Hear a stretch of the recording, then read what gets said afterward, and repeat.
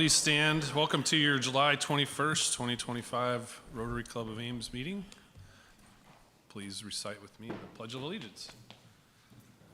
I pledge allegiance to the flag of the United States of America and to the republic for which it stands, one nation, under God, indivisible, with liberty and justice for all.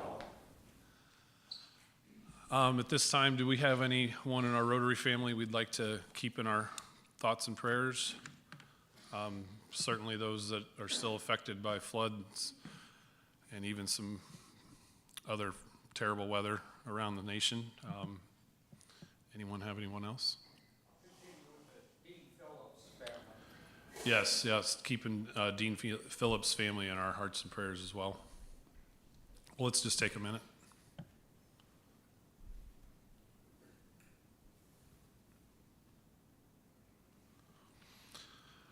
Thank you.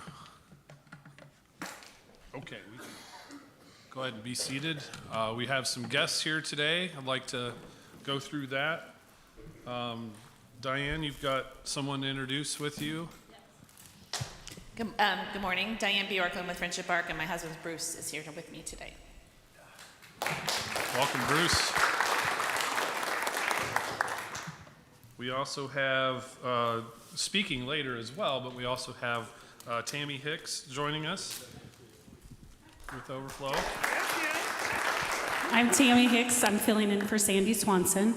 And then we also have Mari here. She's our marketing director at Overflow Thrift Store. Thanks. Perfect. And Tricia Crain. Where are you, Tricia? As well. Yes. Welcome. Welcome, Tricia. And then we have a new member, prospective, David Nelson, that's joining us today. He's with First National Bank. Excited to be a member, so thanks for having me. Awesome. Perfect. Thank you. Let's go ahead and welcome him with our song.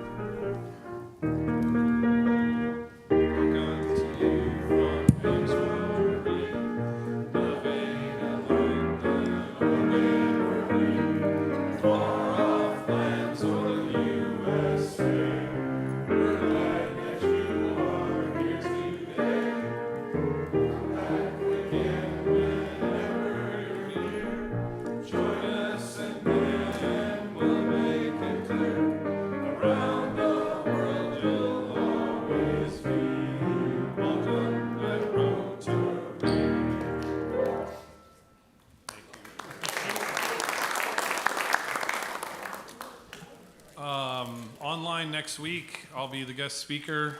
Topic is, my Rotary path. So look forward to sharing that with everybody. I'll also go through quarterly dues and more explanation about that. And then I also ask that the committee members join that meeting and can give a brief, or as long as you want, recap of what's going on right now. So that's next week. We'll be online only. So club service project ideas. This is one we tossed around as an exec team, looking for that next community service project. So if anybody has any thoughts, ideas, you can email. Allison will get the email at the Rotary Club of Ames at gmail.com. So please submit. I'd love to see us with at least one community service project. I know it's been a little while. I also next week I'll talk about this too, but want to see us plant a tree for every member. So that'll be a spring thing. So we got a lot of time to plan for that. So, but yeah, if you have any of those ideas, please let us know and we'll vote on them. We're still looking for some more volunteers for lunch setup, and Kent has volunteered to be the chair of the Sergeant at Arms Committee. Thank you, Kent. Appreciate that. He knows it's not a, no, it's not a committee of one. We have a lot of help, so still looking for a couple more there if we could. It really doesn't take too long, and promise you don't have to work too hard. Kent's not a real slave driver, so that's good. And then we also have our public image chair and committee members. This has been a committee of one for a number of years. Allison, thank you for all that. So we are looking for someone to fill that in. If you like posting or any social media, that is right up your alley.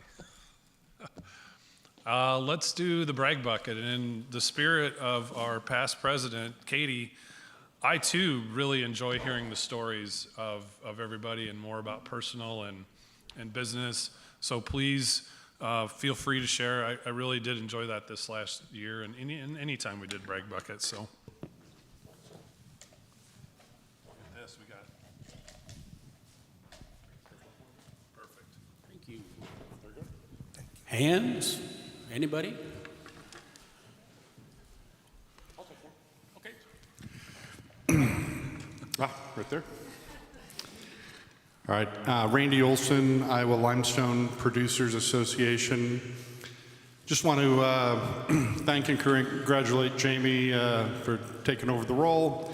Also, appreciation for the exec committee, and also Karen as outgoing secretary, but importantly, Allison in her new role. I would say that our exec committee's working hard. We've got some new members on that small group, and we're going to be trying some new things. So I'd ask everybody's indulgence and grace as we work through trying to improve our club, build on what's good, and continue to build moving forward. So Jamie, thanks for your leadership, and thanks to the other folks that'll support us as we work forward. Thank you. David Hanson. Several of you have asked, when am I going to get a date on the recycling project? It's August 16th from 8:30 in the morning to 6 o'clock. That's a Saturday. The reason it got so late is there's a new organization in Ames called the Ames Area Network, Immigrant Network, which has combined 3 organizations that have different roles into one organization. And the first thing they've done, well, the 3 organizations are ASIP, Immigrants, the Ames Interfaith Refugee Alliance, which is refugees, and the County Committee Coordinator that takes care of undocumented and some other areas. So this network is now looking for some major funding, and so I got together the 3 of the organizations. We're going to combine and have a huge recycling event this year because they're going to really need funds. The project they've selected builds on what the coronavirus emergency fund was, in that it is supporting rent and utilities for those who don't have coronavirus, but are immigrants, refugees who have been either deported or are being detained. That means the family is left without an income provider. So we want to keep them in the house until they can make some adjustments so they don't get evicted with large problems for the family and the children. So please save up your recyclables for the 26th.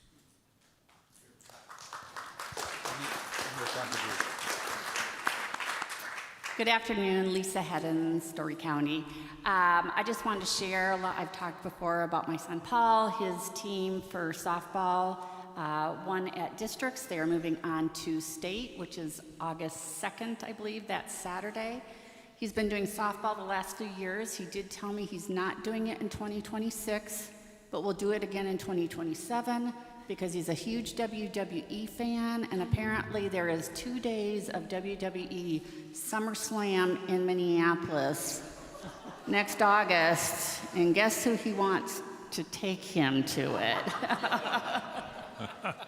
So Lisa, we'll expect another announcement in a year. We'll look forward to hearing about your experience next year, Lisa.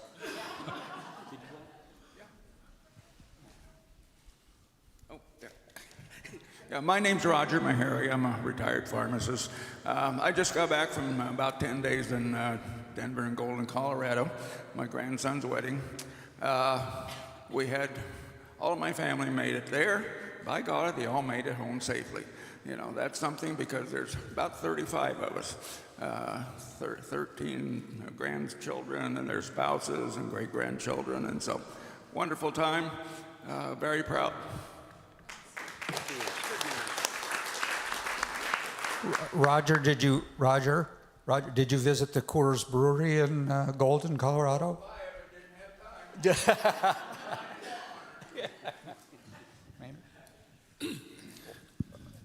Jim Patton. I had the privilege of Gilliard staying with us for one evening, and then I took him to Dubuque to be handed off to a Rotary group in Wisconsin. Got to meet his brother-in-law, which was unexpected, who's from Tanzania. Really fine gentleman. But I wanted to turn this mic over to Glenn because they had quite an event when they took Gilliard up to Webster City. You want to tell them anything about it? Not at this time. Oh, okay. Well, anyway, it was a great visit. And one of the reasons this project is so successful, one of many reasons, is because of the partnerships of other clubs. And Webster City has been one of our leading clubs over the years, and there'll be a surprise announcement later on. Yeah, we're going to hold you that, Glenn. It's a goodie. Maynard Hoberg, this last week with the Story County Fair and the Iowa Games, it was a busy day for us grandparents. First of all, our granddaughter was a runner-up junior miss in the Queen contest on Wednesday, and then she got participating in the Iowa Games, and their team won a gold medal yesterday afternoon. Our grandson had fourth place heifer overall in the show, and then yesterday at noon he was participating in the overall master showmanship contest and won it as an 8th grader. So they had a really good week, and we were tired.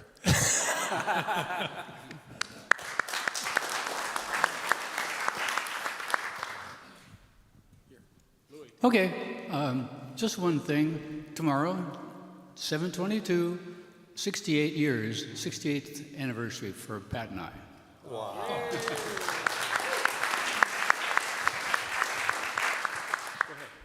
Oh, okay. I've got a couple.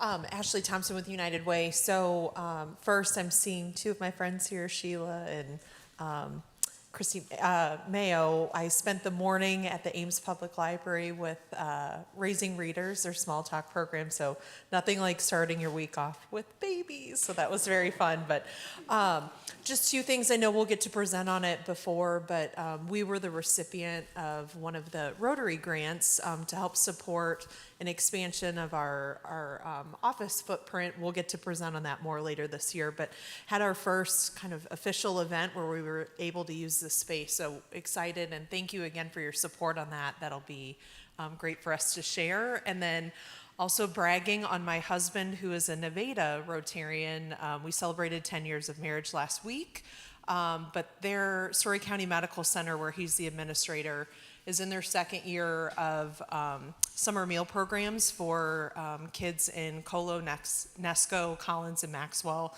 And they've been serving over 120 kids every time. So they've really grown the program. There's a need in Eastern Story County. So just very proud of my husband and the Story Medical folks.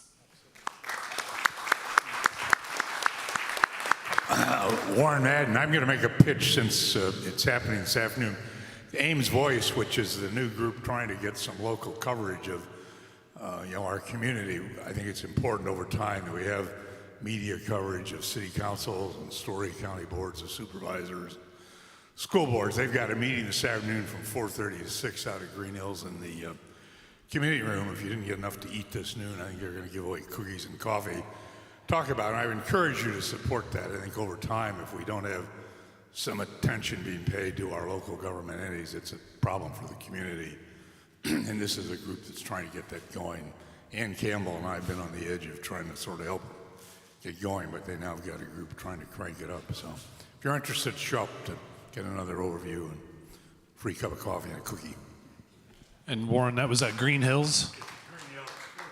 4:30. Okay. Thank you.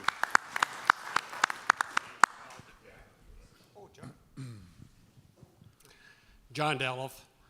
I've bragged on my grandson in the past, so this time I'll brag on my granddaughter, who's 16 years old in Middleton, Wisconsin. She competes on a dance team that competes around the nation. But this weekend, she was in Los Angeles for the World of Dance Summit, which competes against teams across the entire globe. And my understanding is they had finished in the top 10. They're the top team from the United States. So she's had a great weekend.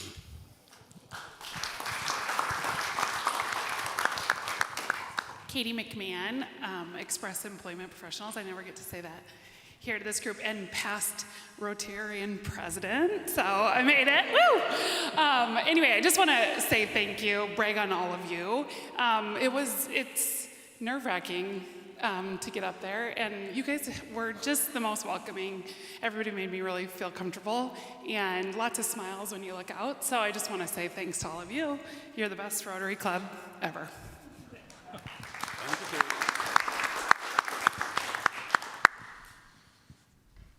All right. Thanks, everybody, for sharing. Appreciate that.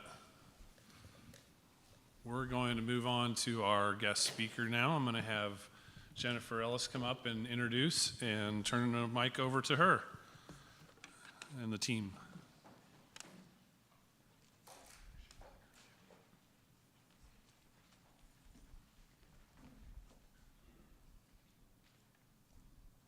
Let me get the PowerPoint. Do we have the PowerPoint? There we go. Perfect. Good afternoon, everyone. I'm Jennifer Ellis, the CEO with Friendship Arc, and I have Tricia Crain, the Executive Director with the Arc of Story County, and Tami Hicks, who's a co-founder with Overflow Thrift Store. And we are actually going to let you guys be the first to know about a special announcement. It's going to hit social media this afternoon at 2 o'clock, so you're in before anybody else knows about it. Real quick, before we tell you about the announcement, we're just going to give you a brief overview of each of our organizations, and that will help lead into our announcement. So Friendship Arc celebrates the uniqueness of adults with intellectual and developmental disabilities. We have group homes and other community services, and we help our core members reach their full potential through faith, family, and friendship. We use the acronym FAITH to cover our values, which are faith, respect, individuality, empowerment, nurturing, and dignity. And we have 3 core services. We started in 2000 serving members, so this is actually our 25th anniversary this year. And we started with 1 home serving 2 members. We've nearly tripled. We're now at 9 homes and serve over 60 members in Ames. But the 3 core services that we have are supported community living. Most people know us for our homes, where we provide 24-hour support. And in those homes, we can teach our members how to do any of the things that you and I would do in our homes. So it can be cooking, cleaning, getting along with roommates, because when you live with others, that can be challenging. Laundry. So anything that you or I have to do in our homes, we can teach our members how to do that in their homes. And the goal is to build skills so that they can become more independent. In 2020, we started seeing that some of our members didn't need that 24-hour care, so we actually opened 2 homes that we call intermediate homes. And those are not staffed 24 hours a day, so we use technology, remote supports to help cover when there isn't in-person staffing there. And we have a male home and a female home, and those are really going well, and hopefully the goal is that those individuals will be able then to transition to their own apartments. And that's where we get the individualized SCL program. Once they've learned those skills and they don't need as much support, they can move into an apartment, maybe with a peer, another friend, or family, and we can go in and do hourly supports. Again, teaching them all kinds of skills for daily living. We also take them to grocery stores, medical appointments, getting them to Special Olympics activities and things that they want to do out in the community. Which brings us to our 3rd program, which is the Day Hab program. And so you might see our folks out and about doing community inclusion activities. They volunteer throughout the community. Oftentimes they'll do like the water table at 5K events and things like that. Love to get out there and volunteer and do different things. They volunteer at United Way, help pass out flyers when we do food drives and things like that. So this Day Hub program allows us to really get into the community and help them give back. Just like you and I need a purpose, our members need a purpose, and this program really allows us to do that. We have, for a number of years, partnered with the Arc of Story County. We started out in the Collegiate United Methodist Church Annex. It was a great place for both our organizations to start as we were smaller. The rent was very affordable, but we quickly outgrew that space. Tricia was also in that office with us, and so when we moved to a location in West Ames, Tricia joined us, and I will let her tell you a little bit more about the Arc of Story County. How do I do it?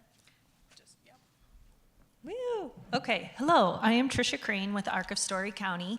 The Arc was started in 1953 by a core group of parents here in Story County who wanted community-based services for their children with intellectual and developmental disabilities. You're probably one of several things that they started along with the Arc was Mainstream Living and the day program out at Mainstream Living. The Arc is a nationally based organization. And we're the largest nationally based organization in regards to advocacy services for people with intellectual and developmental disabilities.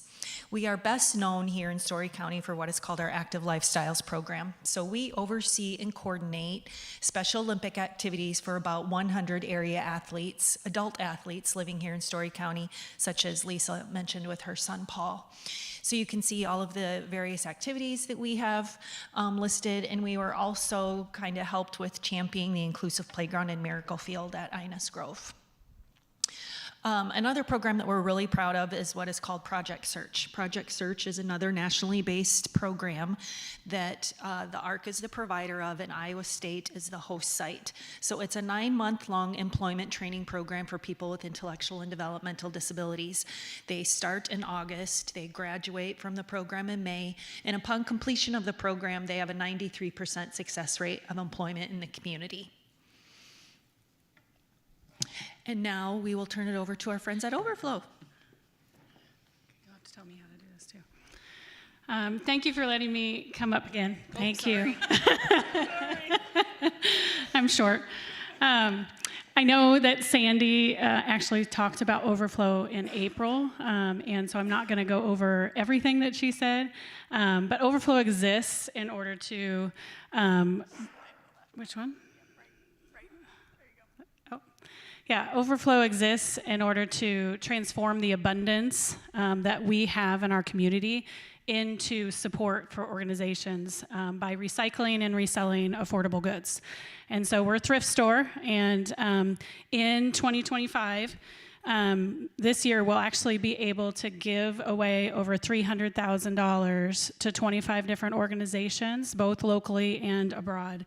And I didn't bring my glasses, so I'm going to read it off of here. But just to list a couple of them, YSS, Romero House, Wings of Refuge, the Bridge Home, Martha's House of Hope, Matthew 25 House, The Well, Anchored Hope, which is a new nonprofit in Ames, Home for a While, Access, Butterfly Freedom House, Boys and Girls Club, and there's several others as well that are local organizations that are helping people in need.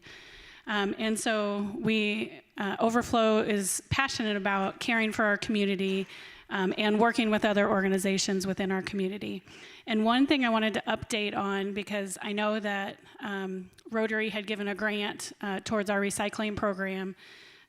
Overflow annually resells and recycles about 600,000 pounds of materials every year. That's not just what is sold in the store, but we actually recycle materials and all of that as well. And a couple other things that we've done this year, some special projects, is we've helped with a water well and solar panels at a school in Zimbabwe. New security systems for the homes that are operated by Martha's House of Hope and Wings of Refuge. We did some funding for legal services for individuals and families supported by the Ames Interfaith Refugee Alliance. And we also helped the Romero House with a commercial grade washer and dryer for their home here in Ames. And so those are just some special projects besides some of the ongoing support that we give to those organizations. And we're really excited too about this partnership with Friendship Arc and with the Arc of Story County. So I'm going to let Jennifer continue. I feel like we need a drum roll. So here's the exciting thing. As you heard, there is a lot of collaboration with nonprofits in Ames, and I will tell you that's not always the case. Sometimes nonprofits can be very competitive in a community, and we are just so blessed to be here in Ames and all of the philanthropy that happens. You really see a lot of nonprofits working together, and that's really what we're trying to do here. The previous slide might have shown we are developing a nonprofit campus in West Ames. Many of you may know that Jack's is closing their store after 70 years. We're really excited that we're going to be able to continue that legacy that Jack's has built and continue serving the Ames community. And so we have purchased the Jack's buildings. There are 2 of them there. We're calling it a West building and an East building. And as you can see, the West building right now on, I don't know if it's your left, is what it looks like now. And then right next to it is the rendering of what it will look like when Friendship Arc is able to remodel that and turn it into our administrative and programming offices. And I'm gonna steal your thunder on this one. So this is what the East building will look like. You can see what it looks like now and then what it will look like when Overflow moves in very soon. We're closing on these properties at the end of August. And so we're super excited that we're going to be able to work together to continue to serve the Ames community at that location. You might ask, why are we doing this now? Friendship Arc, as I mentioned, has rented space. We've never had a permanent location. We've also tripled in size, and we have already, in 2 years, outgrown the spaces that we're in. And so we've wanted to be able to find a permanent location that would allow us capacity to grow. We have over 100 individuals on our waiting list. And so this building is going to give us room not only to continue to grow our staff, which need offices to work out of, but also potentially some other programming areas. We don't have employment services and things like that. So this is really going to let us expand some of the service lines that we offer. And for Overflow, they had been looking. Do you want me to continue? You want to do that? I can do that. You can keep that. I don't think I'll need that. Yeah, Overflow has actually been in the process of seeking additional space. We've been looking west just because we have 2 buildings, as you know, in East Ames. We've looked at Boone. We looked at other places in West Ames and just hadn't found what we were looking for. And so when this opportunity came up, it was actually a little too big for us to do by ourselves, and so this partnership with Friendship Arc was crucial in order for us to be able to do that. And this is where we bring Tricia in. Not only has she been in our office with us and is now moving, but the ARC has some special needs too, and so hopefully phase 2, which I'm going to let Tricia talk about, will be exciting because it's also going to involve space for the community. Yeah, so along with purchasing of these 2 buildings and our 3 nonprofits going there together, off the back of what will be the Friendship Arc and Arc of Story County building, we will put on a full-size gym. As everyone knows, that's kind of been our goal now for several years. The Arc Board of Directors gym spaces at a premium here in Ames and in Story County. We serve over 100 Special Olympic athletes that like to play basketball and volleyball and bocce ball and have places to hang out during the summer and winters. And so putting on this full-size gym space off the back will guarantee us not having to stress and research where all of our practices are going to take place. It will allow Friendship Arc to increase the individuals they serve in their community integration day hab program, and it will allow us to hopefully be able to open it up to the community, to other entities to be able to use it also. So our timeline, as I said, we're closing on August 29th. Overflow is planning to, there's less renovation obviously to do because they're already retail. So they're hoping to get in there in September and be able to start taking donations on October 11th and be able to open then on November 6th. Did I get that right? Yeah, okay. Friendship Arc, so we've purchased the building, but we will be raising the funds to remodel it. And so our timeline's a little bit further out. We're hoping to maybe be able to move in there next summer. And as Tricia mentioned, that phase 2, that gym space, if we are successful with our fundraising, we'll actually do both of those at the same time. That would be ideal for us. If not, that'll be a phase 2 project, and so then we'll be able to build that gym after we've finished the remodeling of the office spaces. So that, I think, is the end of our presentation. We're certainly hoping that you have some questions for us.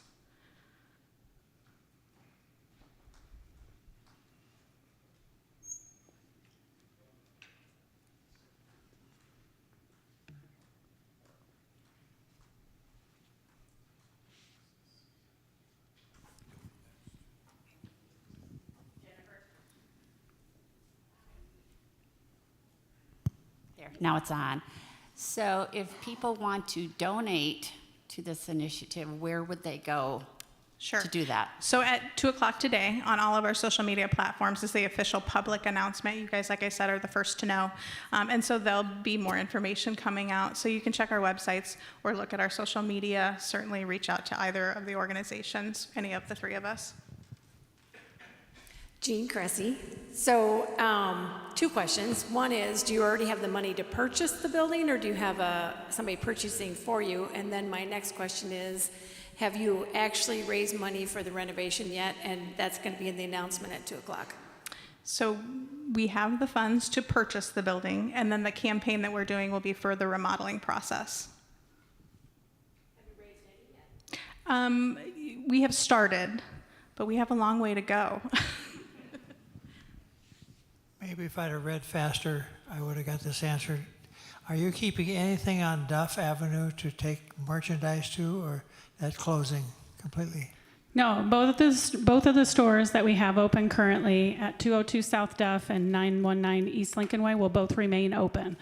And so we will actually have 3 stores in Ames. So we get enough donations probably to make more than 3 stores even. There's a lot of donations that come in, so all 3 stores will remain open and you'll be able to donate at any of the 3. One of the nice things about this location is it's on Cyride, so it's great for students to be able to get out to Overflow. Certainly students who are on a budget might be thrifting, but it's also great for our members who live in their own homes and apartments. They can get to our office independently and not require staff to transport them. Mary Evanson with the ISU Foundation. I don't have a question so much as a comment. I live on West Bend. Jack's is literally in my backyard. In our neighborhood, when we heard rumblings that you all were moving in, we're so excited to welcome you. We have a great neighborhood. Really excited that you all are coming. And we do a neighborhood cleanup every year and have partnered with Jack's, and we're just excited to be able to hopefully partner with you all. So welcome. Thank you for that. That's wonderful to hear. We're excited to be over there.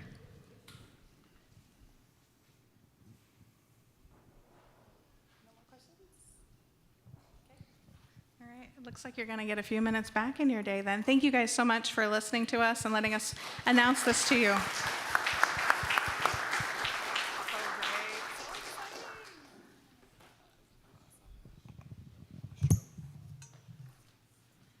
I'll have one of you sign a book for a child at their welfare checkup.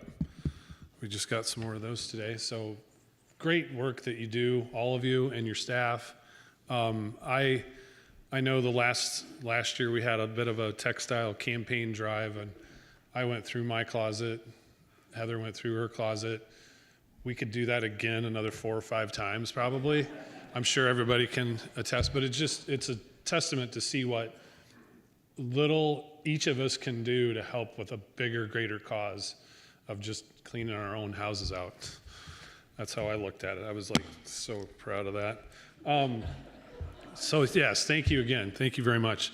My comments from last week I didn't get to because we didn't have time, and I since we do have time today, I kind of wanted to just talk again about the water projects in Tanzania, and just how Jillian shared a lot of what they do and how it impacts, and it just reminded me of just we manage water every day.